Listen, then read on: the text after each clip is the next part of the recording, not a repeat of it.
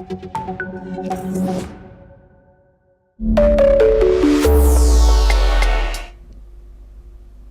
I'm Kriti Mehta and you're watching Deep Dive on NewsX World. Today we shift focus from battlefields to boardrooms, from war zones to server farms. This is the story of how Amazon and Microsoft are betting big on India, pledging more than $52 billion. And why behind the optimism, job promises and AI hype, some tough questions are being quietly brushed aside. In a major show of confidence in India's digital future, two of the world's biggest technology giants have made their move. Amazon has announced a $35 billion investment in India by 2030, building on the $40 billion it has already put into the country since 2010.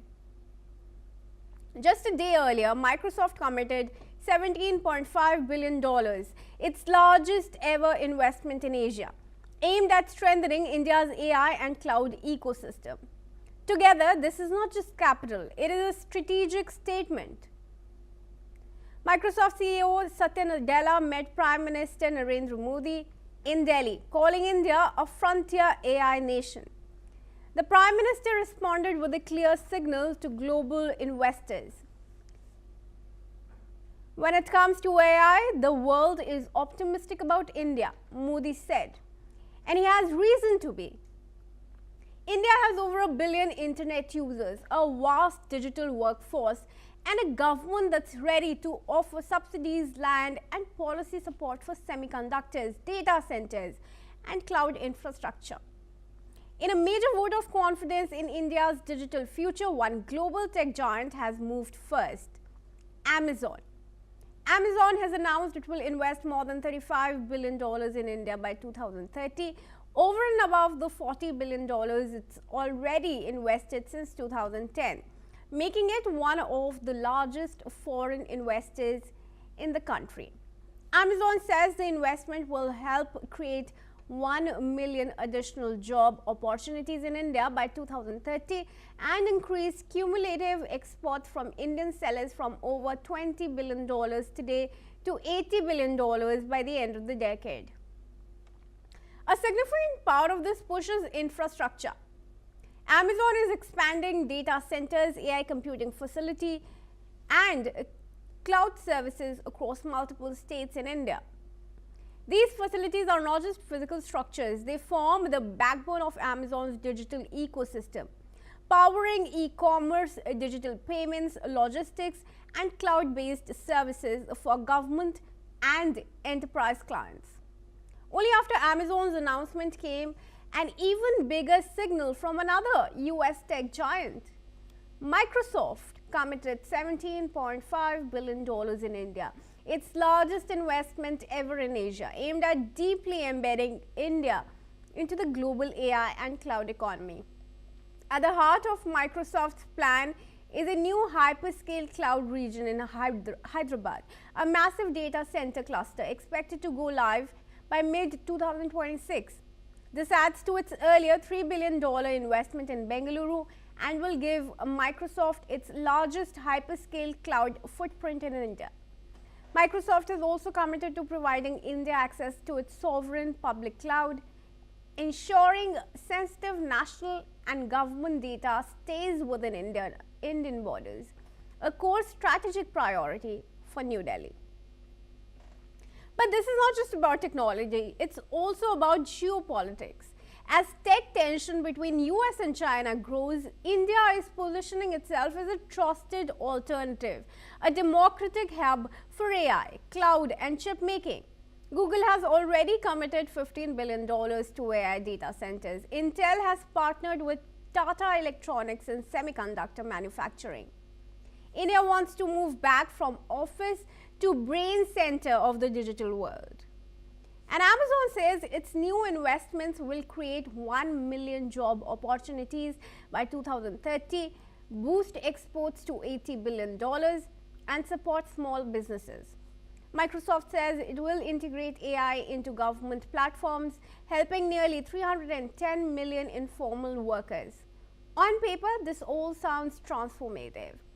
But here is where the narrative begins to fracture.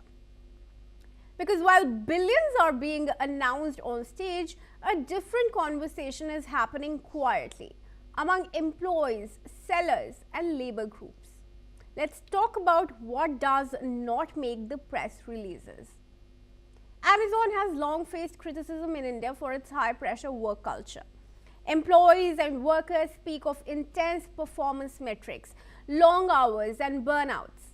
Warehouse staff report repetitive tasks, injury risks, and a culture that prioritizes speed over safety. Recent return to office mandates have also triggered discontent among corporate staff who fear losing flexibility. At the same time, small sellers on Amazon's platform complained of price wars, thin margins, and overwhelming competition from large preferred vendors. The question looms: do big tech giants come at small business costs? Microsoft has faced fewer headlines, but it is not immune. Its India operations have seen criticism for global pressure, intense internal competition, and a legacy of harsh performance review systems. While the company has performed and reformed many practices, employees still seek one of the relentless push to deliver in a high-stakes AI race. Growth in this ecosystem rarely comes without strain. There is also a harder question that India must answer. Data centers consume enormous amounts of water and energy. Several are being built in regions that are already facing water stress.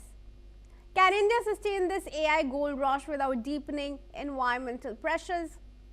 So far, that debate remains muted in the shadow of big numbers and big promises. None of this diminishes the scale of what is happening, however. These investments will define India's digital path for decades. They will shape who controls cloud power, data sovereignty, and AI governance in the world's most populous nation. But they also demand scrutiny, not just celebration. So here is the bottom line. Amazon and Microsoft are not just investing in India, they are betting on it as the next great global tech hub. For India, this is an opportunity. For government, this is geopolitical leverage. For workers and small businesses, it's hope mixed with pressure. Now, joining us on this discussion is Sharath Kohli, who is an economist, and he joins us live from New Delhi. Thank you, Mr. Kohli, for joining us here at NewsX World and taking time out to speak to us. We appreciate you giving us your time. I'd start by asking my first question to you. What impact do you think Amazon and Microsoft's combined $52 billion investments have on India's overall digital economy?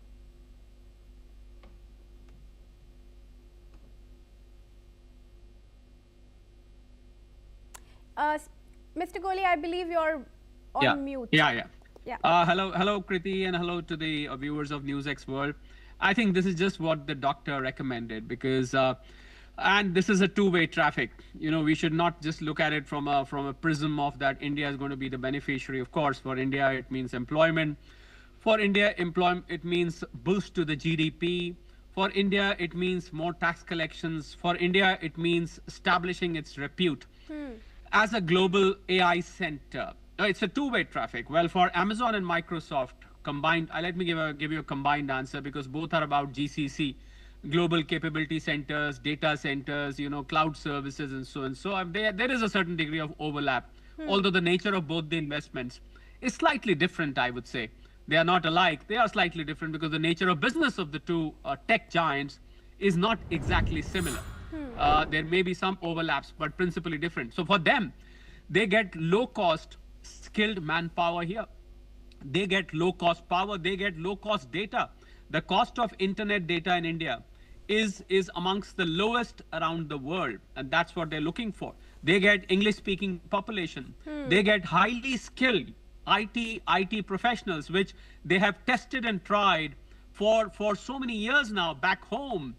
We should not forget that Microsoft, Amazon, Google, they have been built.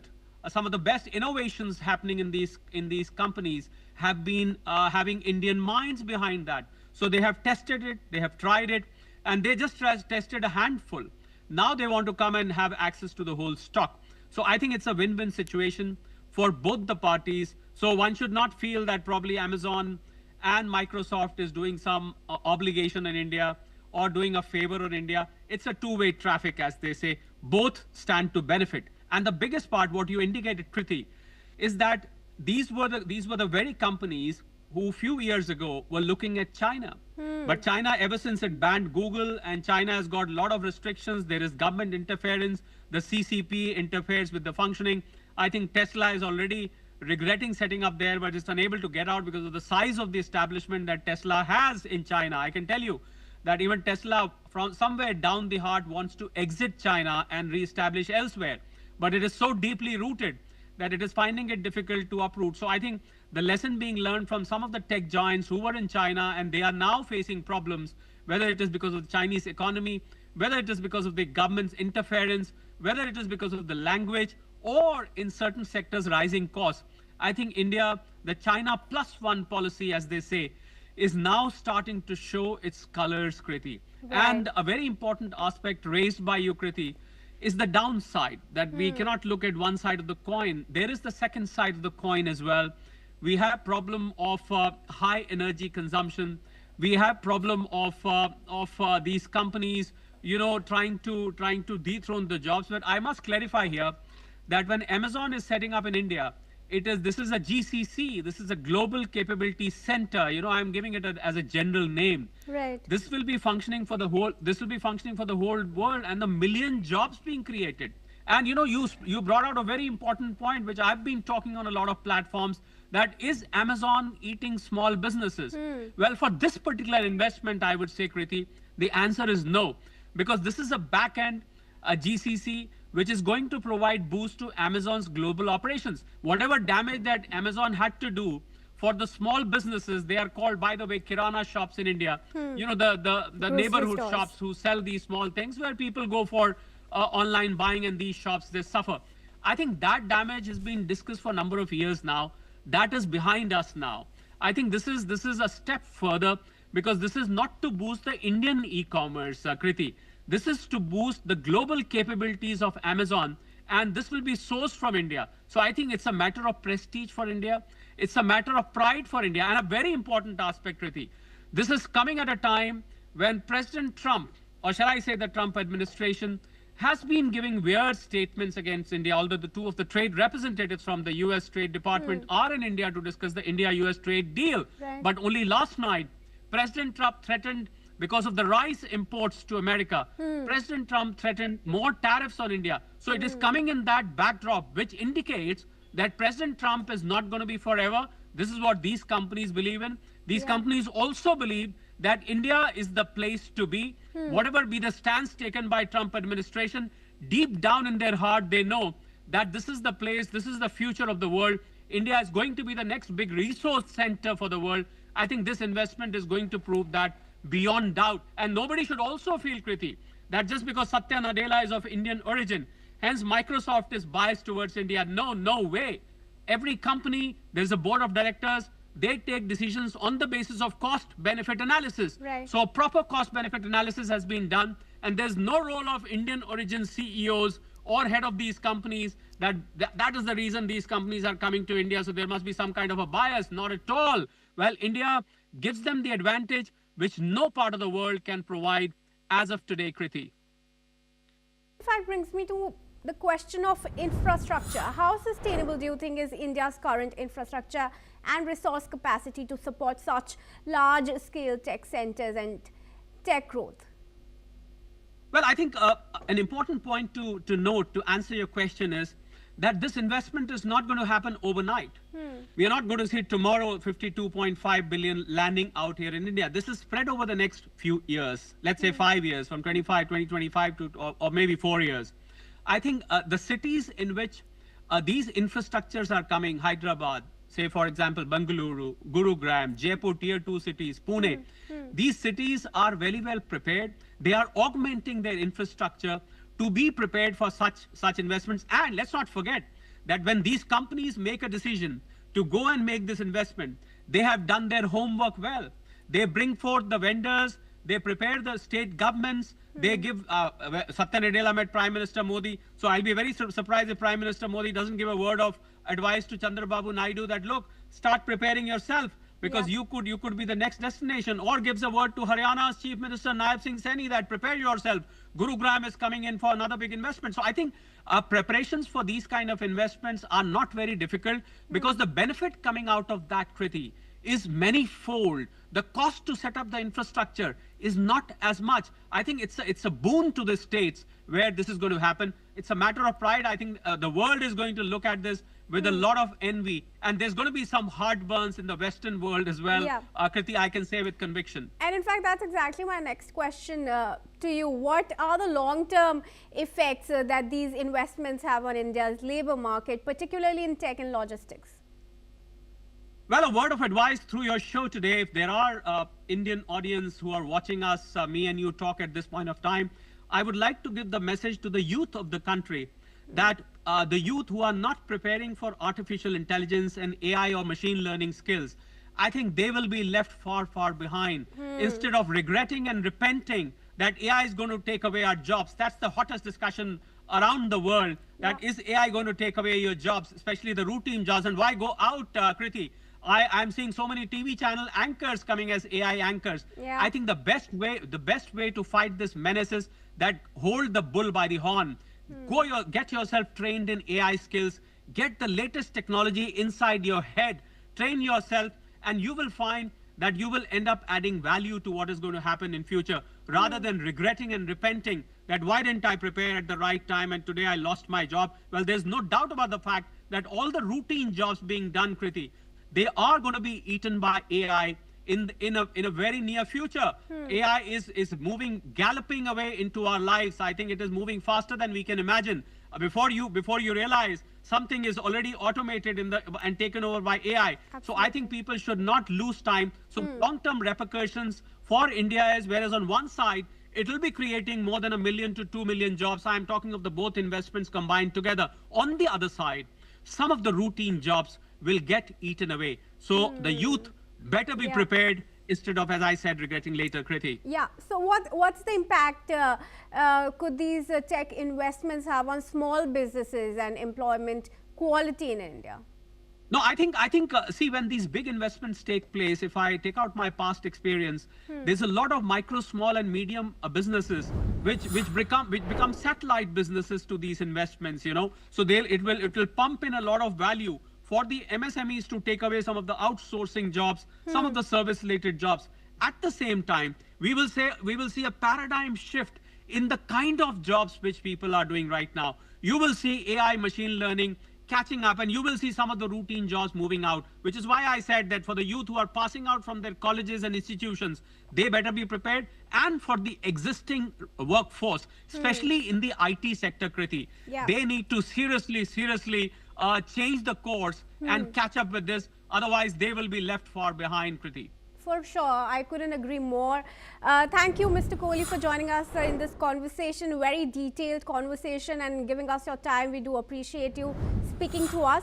And viewers, that was all for this episode of Deep Dive. Stay tuned for more news updates from around the world.